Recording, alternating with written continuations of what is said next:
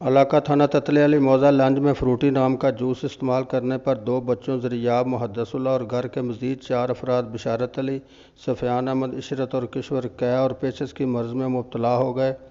متاثرہ افراد کو THQ ہسپتال نوشہرہ ورکا منتقل کیا گیا جہاں ان کا علاج جاری ہے اور تمام افراد کی حالت خطرے سے باہر بیان کی گئی ہے۔ متاثرہ خاندان کے مطابق انہوں نے فروٹی جوس افتخار نامی شخص کی دکان سے خرید کیا تھا۔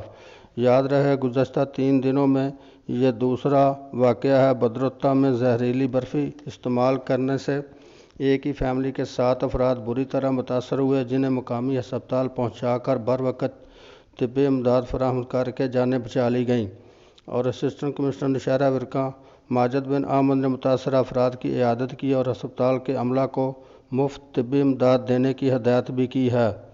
کیمرہ ٹیم کے ہمراہ شیخ منیر احمد آزاد، احساس TV، نوشہرہ ورکا۔